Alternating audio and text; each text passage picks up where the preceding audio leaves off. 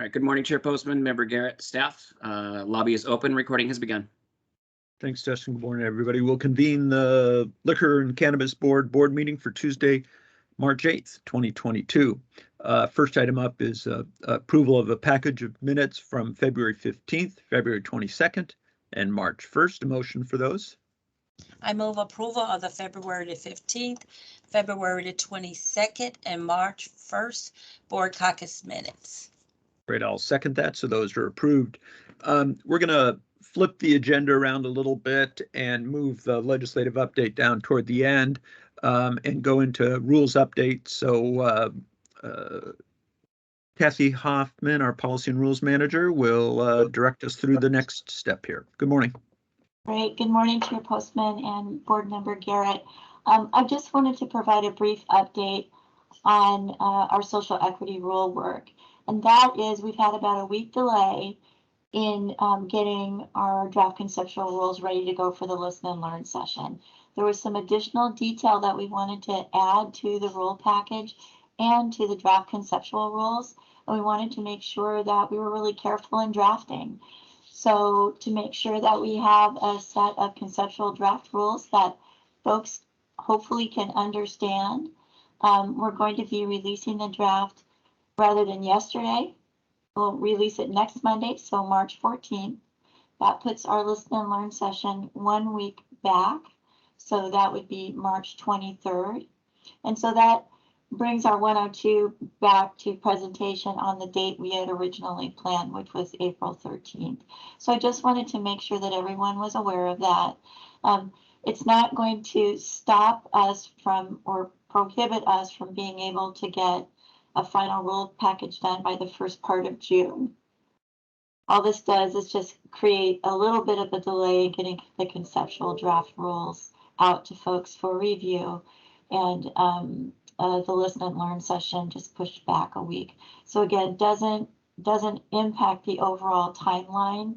It just changes a few dates so that we can make sure we're delivering a product that we're hoping people can understand. So that's the only update I wanted to offer today. Okay, that's a good one. Thank you. Appreciate that update, and you know, glad we'll be able to, you know, just keep going. But right. Okay. We just want to be as thorough as possible. So thank you. No, good. Appreciate that. Member Garrett, anything on that? Okay.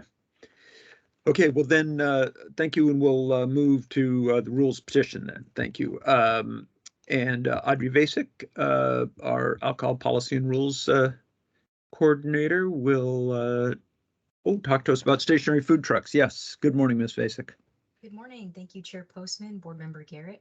Thanks for the opportunity to be here today and present the staff recommendation on the rule petition related to alcohol service at food trucks. So for background, the board received this rule petition on January 11th, 2022 from Joshua Henderson on behalf of Burbs Burgers. Mr. Henderson currently operates 2 locations with food trucks. In the email containing the rule petition, Mr. Henderson describes these locations as, quote, essentially stationary restaurants that have mostly outdoor seating, end quote. Mr. Henderson proposes amending WAC 314-07010 to revise the definition of building so that beer and wine could be served at these food truck locations. The issue presented by this petition is whether the board should amend the definition of building in WAC 314-07010 subsection 2 to allow beer and wine to be served at stationary food truck locations. So under current law and rule, food trucks are not eligible for any of the liquor license types available in statute. For example, the restaurant and snack bar license types require licensees to sell alcohol for consumption on premises. So while on premises is not defined in statute, on premises liquor license premises is defined in rule by WAC 314-02010 as, quote, a building in which a business is located inside that is allowed to sell alcohol for consumption on the licensed premises, end quote. Building is further defined as a stationary structure with floor to ceiling solid walls and a roof, and the rule specifically says, quote, a food truck is not a building, end quote. So essentially, in order to sell alcohol for consumption on premises, a licensee is required to have an indoor area available for alcohol services. Food trucks that are not located indoors or inside a separate structure that qualifies as a building are ineligible for any of the existing restaurant or snack bar license types because they don't have any of those areas available for alcohol service that would be considered on premises. While there are rules that allow licensees to engage in outdoor service of alcohol, these rules are grounded in the fact that on-premises licensees have an indoor area for alcohol service first. So, for example, the rules for outdoor alcohol service state that, quote, the licensee must have a building that provides indoor dining or production in order to qualify for an outdoor service area. So in other words, a licensee needs to have that indoor service area in order to have an outdoor service area.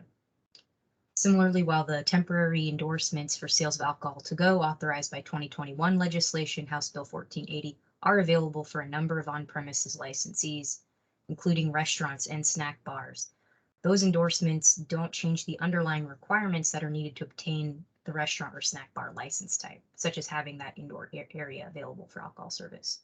So in this context, amending the definition of building as requested by Mr. Henderson would be a large policy shift for the agency with broader public health and safety implications as well. License types such as a restaurant or snack bar would potentially become available to a large number of new applicants, which could lead to greater alcohol outlet density, And in general, greater alcohol outlet density is associated with increased alcohol consumption related harms. And in the rule petition response, I have some references for that. For these reasons, agency staff find that the issue of whether to allow alcohol service at food trucks is a significant policy issue that would be premature to address without some legislative direction.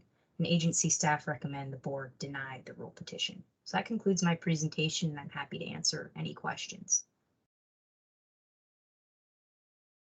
This is Ali and David. One of the conversations that I had around this was before we denied it, which they did go back and do research and look into, was one of the things that I'm noticing is a lot of restaurants didn't survive COVID, and they are not able to even sustain now due to staffing issue, due to not being able to compete with $20, $25 an hour salaries to staff when their margin is already small, and they have turned to food trucks. So there's a lot of restaurants that didn't survive, have not been able to sustain. And I'm noticing, especially here in this area, a lot of them have turned to food trucks. And was there something that we could do? And in the conversation and in going back and having the discussions, what Audrey presented today was the outcome of this is something that would have to go before the legislators or to change anything to do with this. But we did have a dialogue around why we are probably starting to see these type of requests coming in, petitions coming in. Yeah, good. Yeah, and it's interesting because as we heard through the briefings, and the food truck now means different things to different people. Some of them are still very mobile, pull into a parking lot. Some are much more stationary with permanent picnic tables, things of that sort. So it's hard. One question I had was, is there any role for local governments in this, Ms. Vasic? So if a city determines that, if you have a patio, tables, and I don't know, picket fence around your food truck, it could qualify as a building. Would that impact this, or is that all embedded in that WAC that we have on definition of a building? Yeah, my understanding is it's all embedded in the WACs for outdoor service, which requires licensees to have that building. So, local governments have their own regulations about those outdoor service areas, like the sidewalk cafes, but those are still, they still have to get a license from the LCB. Right. Okay. Yeah, of course. Right. Okay. Yeah. And that, Member Garrett, one of my questions was, during the pandemic, we allowed these outside alcohol service, and you could put up the, plastic covering and things of that sort. So those lines were starting to blur in that way too. But I do agree with the staff recommendation. I think this is something the legislature should weigh in on, and be happy to engage in that if that's where there's support to go. I do believe, you're right, Member Garrett. We're going to see a lot more of these, not fewer. So, okay. With that, unless there's any other questions, we would take a motion to accept the staff recommendation for amending 314-07-010 to add that a stationary food truck is considered a building. So what we're going to do here is accept the recommendation to deny the petition. Right. And I motion to accept the staff recommendation to deny the petition. Great. And I second that, then that is approved. Great. Thanks, Ms. Vasek. Okay, now we will go back to the legislative update, and I think Chris Thompson is with us, and as well as Rick Garza, who may have things to add as well. But Chris, I will turn it over to you. Good morning. Good morning, Mr. Chairman, Board Member Garrett. It's good to see you this morning. Brief legislative update. At this point, there are essentially 4 bills we've been tracking that have passed the legislature. I'll go through that list first here. So the bill requested jointly by LCB and the Department of Agriculture, House Bill 1859, hasn't passed the legislature yet, but it's just one concurrence step shy of that landmark. It passed the House, of course, passed the Senate with an amendment, and the only amendment the Senate attached is to remove the specific appropriation from the dedicated marijuana account in the bill. So the funding for this program would be in the budget, and the budget would determine which account the funds come from. It's essentially a routine maneuver in the legislature. So that bill hasn't officially passed the legislature yet, but one easy step left, and that's the concurrence. So we're very happy about that. The bill that changes terminology in RCW from marijuana to cannabis has passed the legislature. That also directs LCB to use expedited rulemaking to make the same change within the WACs that the board has adopted. House Bill 1210 is on the way to the governor's desk. Another bill that's already passed the legislature is Senate Bill 5940 by Senator King. This allows our licensees, for instance, distillers, if they have equipment for bottling and packaging, would allow them to provide that service through a contract to other of our licensees. That has also passed the legislature. And then the other I will mention in this category, a little loosely, as passed the legislature, because as I said, the lab bill needs a concurrence yet. Senate Bill 5796 by Senator Saldana is a restructuring of the section of current law that talks about where cannabis revenues are intended to go in general. So that bill, I'm not sure why it was stripped out in committee, but on the House floor, the bulk of the current statute was put back into the bill. There were a few changes made, and then it passed. Not big changes. It also includes a study or a review by Jay Lark to look at are there ways of improving the transparency, understandability of the information in that statute about where cannabis revenues are to go? But along the way, there are a few minor adjustments. There's a slight reduction in how much would go to the general fund from 35 to 32%. There's a slight increase in a couple of areas of healthcare. For the basic health plan and healthcare authority programs, there's a slight increase. There are a couple of other minor adjustments that essentially reflect what's currently going on, you know, how much goes to ecology and so forth. The State Patrol Drug Enforcement Task Force, minor adjustments. The thing of particular interest, I think, for us is the removal of references to a loan program for the social equity in cannabis program. So that's not in there.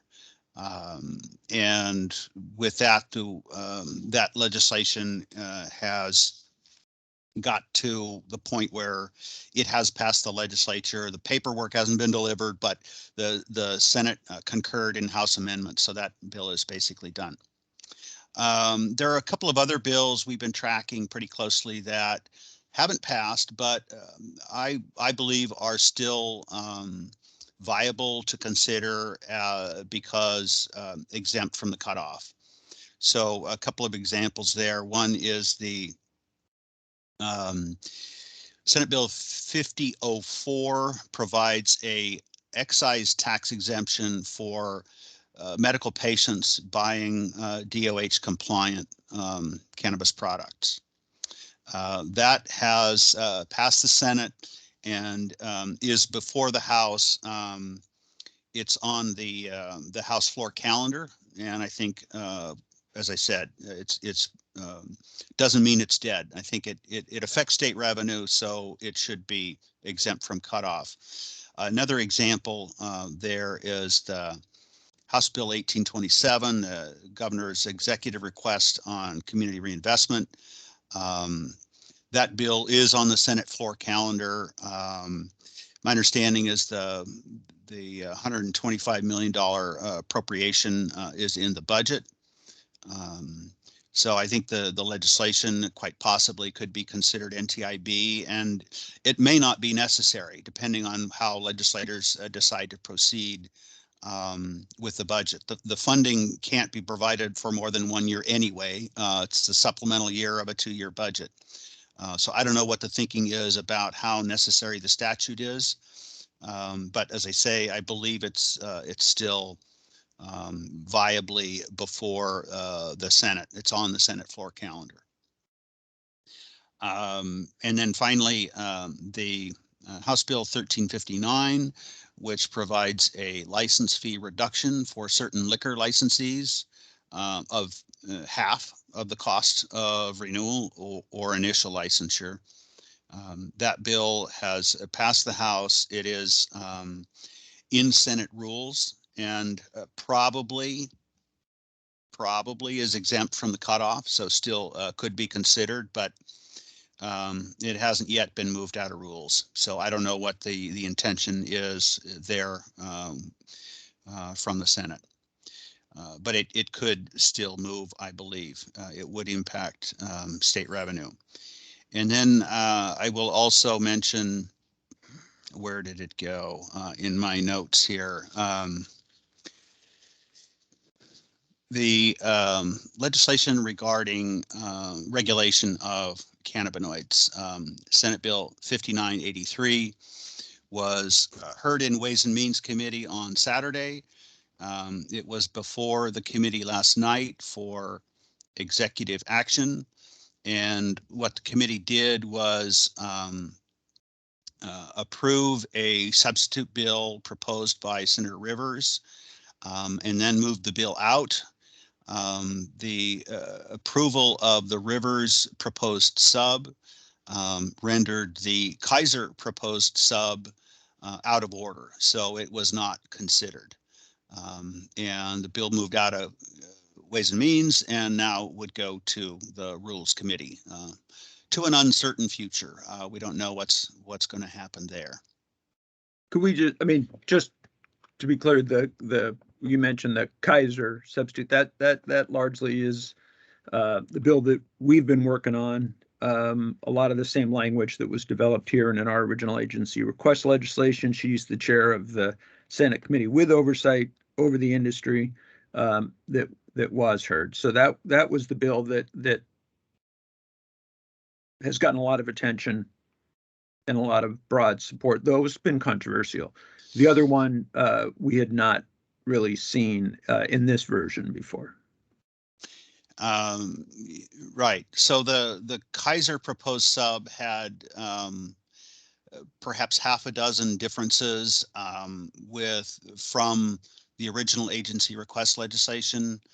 Most of those were included in the Kaiser proposed sub as in light of requests or suggestions from stakeholders to accommodate their requests and suggested changes.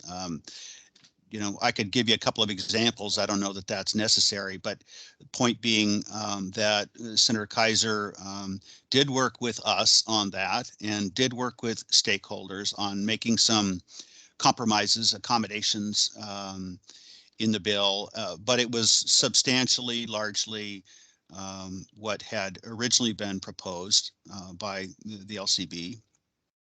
And it was, we thought, a pretty good proposal. We were disappointed that the committee did not have an opportunity to consider that proposed sub, but as I said, parliamentary procedure made it out of order. So the sub that was approved, we're still looking at, we're still analyzing the implications of it. You know, we'll have more to say as we go through and complete that process of really mapping out what does it actually do, and then as a result of those changes, what could occur or what the results might be if it were to be adopted. We're still in the middle of that. We haven't been part of any kind of development of that proposal. It does reflect essentially what came forward as first House Bill 2123 and then was introduced as Senate Bill 5981, and it essentially is Senate Bill 5981. The original bill by Senator Kaiser was stripped out, and the other bill by Senator Stanford was put in, and that's essentially the Rivers Amendment, or the Rivers sub is the other bill. So if there are questions, I'd be happy to address those. One final note, well, a couple notes on the budget.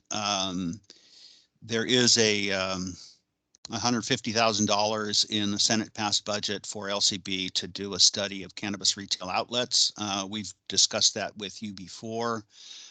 There's also funding in the budget for a task force convening a task force to look at cannabis retail outlet security issues. Initial report December 1 of this year, a final report June 30 of next year. And I mentioned this in connection with also a bill that LCB supported that died in the House, the Senate Bill 5927, which would have increased the penalties for premeditated joint armed robberies at cannabis retail stores, provided for more information reporting and so forth. That bill died in the House. So this budget proviso is something still in play with regard to how security could be improved at cannabis retail stores. So that concludes my report. One quick little thing on you're just about, when you talk about what was in the provisos, have you seen the final? Has anybody yet? Do we know, are those provisos in both the House and the Senate versions? Are we expecting those to be there, or we don't know yet? We don't know yet. The House actually did not pass a budget out of the House. The Senate passed a budget, and those negotiations are going on, but the House bill didn't move off the floor on the budget bill in the House did not move off the floor. So that's a little bit unusual in terms of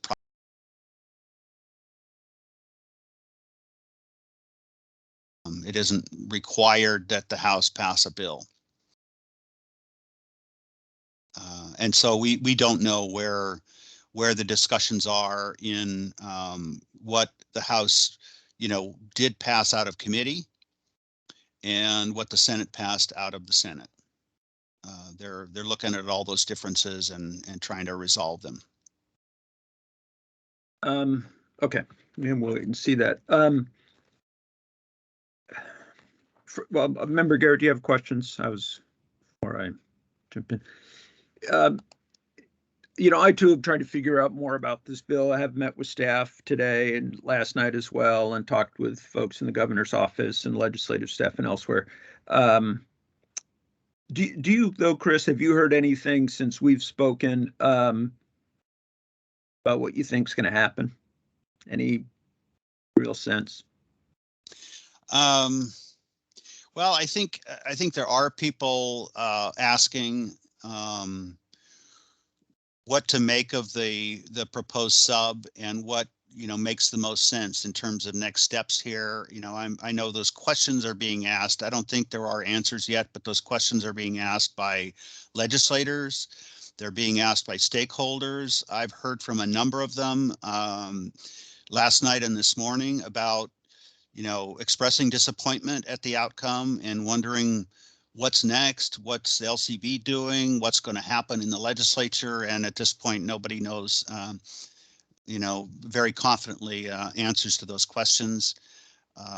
It's a real long shot, no matter what is in the bill, right, for anything to get passed, given the process and the amount of time left, which is 2.5 days, a little bit over 2 days. I mean, midnight Thursday is sine die. So even if there was unanimous support in the Senate for a bill, it's not at all clear the House could, even if it wanted to, enact that bill, even unchanged. But and it was a strong vote in the Ways and Means Committee for this version of the bill. 21-3, yes, I'd call and it the a three strong were no vote. Recommendation, not no's, right? Well, both are classified as a no in a sense, but yeah, one is no, but do still, not that's pass, a lot. and these were no without recommendation. On the bill. Thanks, Chris. Appreciate that. Yeah. So as I said, I've been asking about this bill. I am not the expert. We have some of our experts online, and I would even invite them to correct me if they can. But as I look at this and I listen to staff, the version that the Ways and Means Committee approved last night moves us backwards from where we are today. It would be better if one's goal is to protect the public health from these emerging cannabis derivatives. We'd be better off to have no bill than the bill the Ways and Means Committee supported last night. And I was really, I got to say, shocked to see that that's what happened.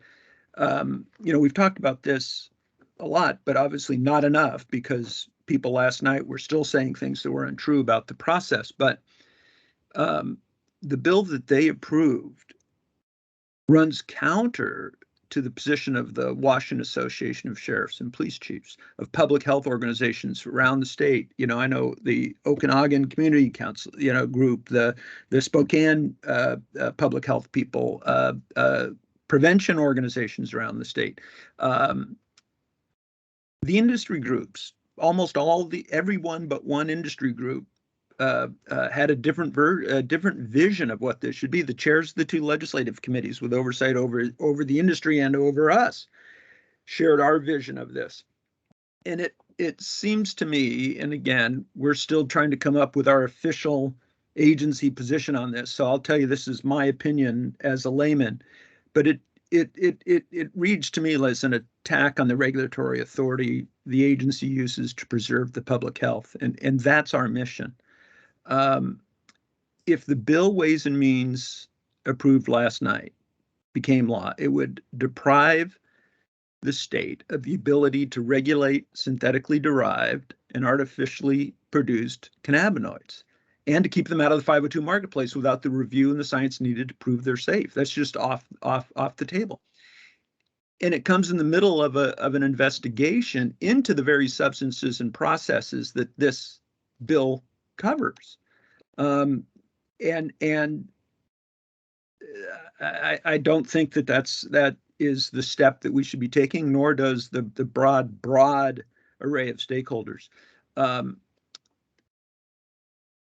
The bill that this agency put forward, which was reflected in the version that Senator Kaiser was talking about last night,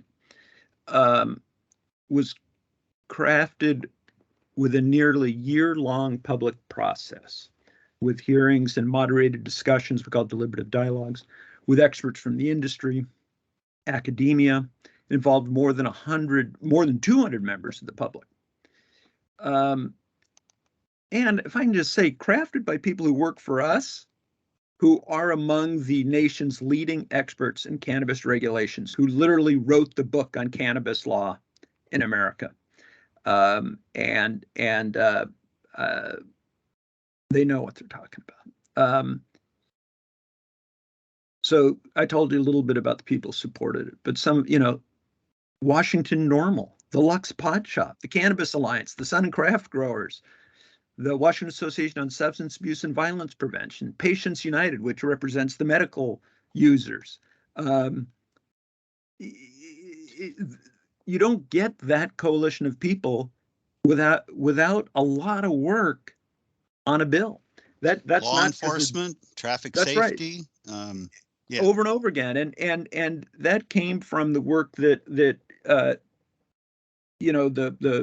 policy and rules team and external relations and legislative outreach did. You don't bring all those people together with just words. We had to show it, and it's because there's a growing concern, alarm even around the country about these emerging cannabinoids and synthetics.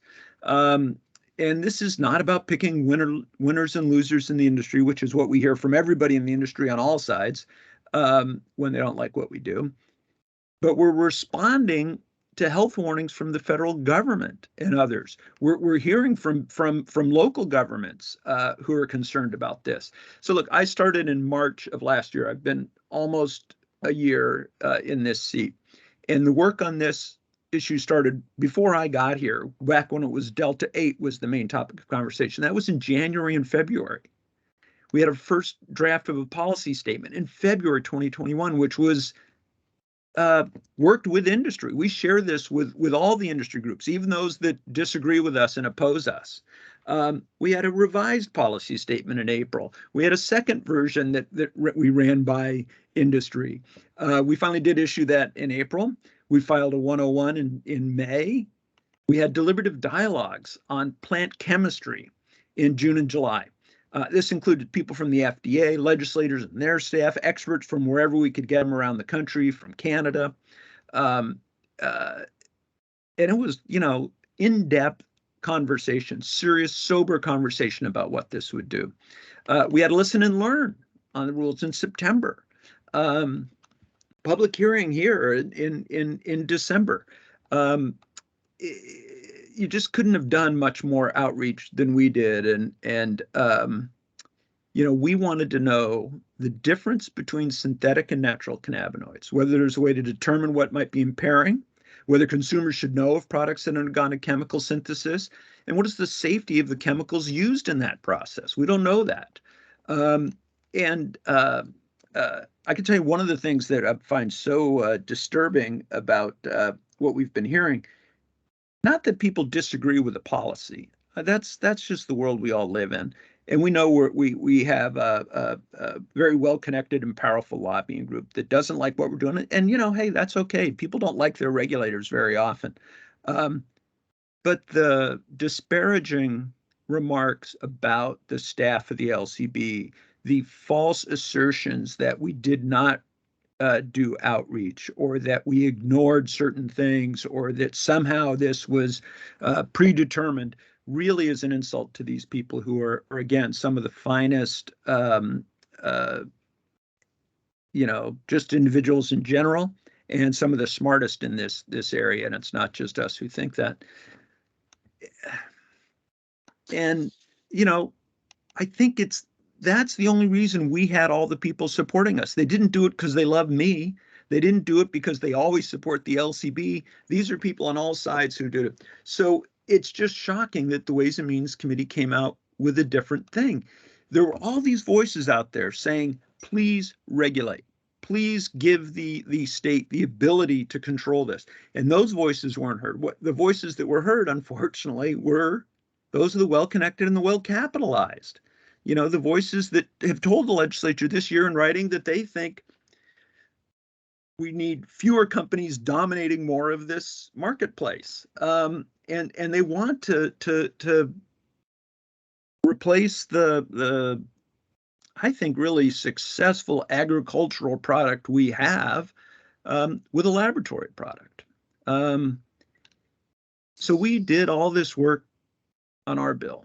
And what the Ways and Means Committee did was approved a bill that was written over the weekend and mirrors what the synthetics industry wants. That bill never had a public hearing.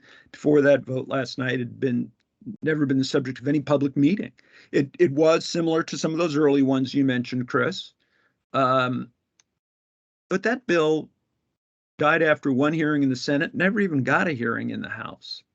And the bill that was developed was not worked with stakeholders. It was not an open process. And again, for us to be told, even last night, right before this vote that would turn the cannabis regulatory system on its head, and done our outreach, just does not, the facts are there. And we, as the kids say, we have the receipts. And I think that's really important. I feel good about what we did in our outreach. I would add, Mr. Chairman, that the precursor legislation to the river substitute has not had a public hearing. Its precursor in the Senate didn't have a hearing. Its companion in the House did not have a hearing. The subsequent Senate bill did not have a hearing. But there was a Senate hearing on one bill. Didn't Senator Stanford have a alternative THC regulation bill to ours? There was another Stanford bill that was heard in Senate Ag Committee that related to this topic, and so there hasn't been zero public discussion of these ideas, but quite limited. And the other point that I would share is that I think the primary stated intent of the river substitute bill, we believe will not be achieved with that bill. That being getting the impairing, unregulated and untested products off the shelves in the general retail market in the state. We do not believe that bill would accomplish that goal, which seemed to be the primary focus of most of the members who had something to say in the committee last night. Yeah, and we've heard that since we first started talking. We did share that with the members of the committee. All the members of the Ways and Means Committee got our not just our position on that issue, but a walkthrough of why and how we got to that conclusion before the vote last night. Before the vote, yes. So that was shared with all members of the Ways and Means Committee, why we believe that bill would not accomplish their primary objective. And they ended up again with a bill that weakens our ability to do what they all said they wanted to do, which is to control the proliferation of those products outside 502 even. And I feel confident, and I look forward to hearing more from staff when we have a chance. But we're better off with no bill. This does, as I said, it deprives the LCB of the ability to regulate synthetically derived and artificially produced cannabinoids, and to keep them out of the 502 marketplace as well as out, as you were saying. We don't have the review and the science that everybody again said they wanted. It doesn't require that. It opens the door to basically any derivative here, THC acetate, THCO, whatever the one that's coming up tomorrow that we don't know about, and the fact that that legislators so overwhelmingly would endorse this despite all the voices on the one side, despite the ongoing investigation into this process, despite the fact that the hemp roundtable nationally said converting this stuff into something that gets you high violates the intent of Congress. And none of those voices were heard. I don't know what to do. I think we, when the session's over, we'll get together internally here and figure out what we could have done differently. But I'm proud of the work that the staff did. We have the advantage of having to do all our work in public. And so we do. We don't have different messages for when we're sending something to legislators or we're talking here. It's all the same. And we've been open. We have the records to show the work we've done on our outreach. And if people choose not to believe that, there's nothing we can do at the end of the line except, do the best we can and not be afraid to keep telling the story as we are right here now. So I guess at this point, my hope is this bill doesn't go. When it was our version of the bill that had some energy, we were told over and over again, unlikely, no time left, so we'll see what happens now that it's a very different bill that really goes after the state's authority to protect the public health. But my message to senators today, who I will have a chance to talk to, I hope, and their staff is put it down.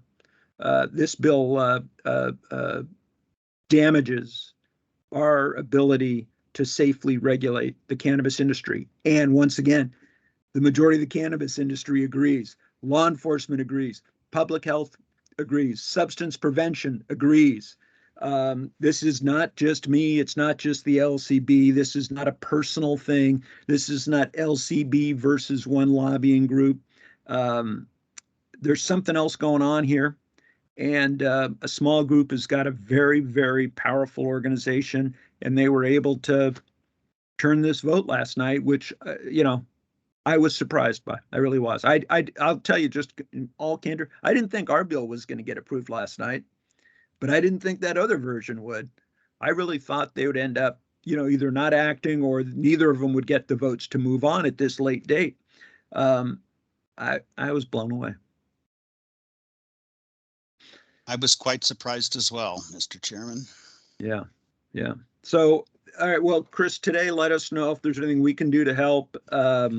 I think we do need to, get that message to legislators and let them know what's at stake. I think some may not have known exactly what was in front of them, but it was an overwhelming vote that runs counter to everything we've heard all session long. And so we got to see what we can do and prevent. I've talked to the governor's office already. But we got to make sure that people understand that this bill is a step backwards. It's not a little bit. It's not a case of it's not everything the LCB wanted, but it's not. It goes the other way. So yeah, I'll stop. Member Garrett, anything to add?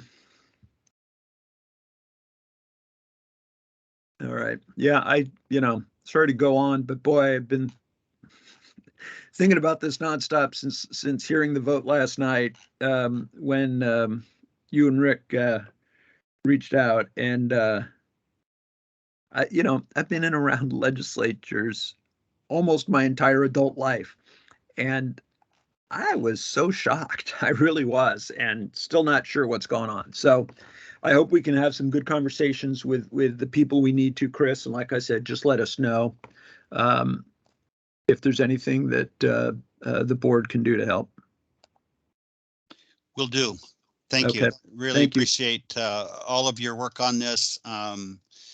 You've been in the trenches with us on a lot of these efforts, Mr. Chairman, and spent a lot of time.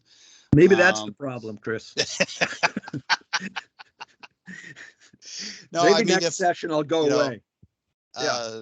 12 months of work and, and 3 months of actually, crafting the legislation before we even got to session, with literally hundreds of people, series of bill drafts, and obviously through the course of session, we've had lots and lots of conversations with stakeholders that had concerns or problems, one type or another. We've worked to address as many of those as we could while keeping the bill effective, substantive, and in a position where all those stakeholders you mentioned were still on board and support with the effort.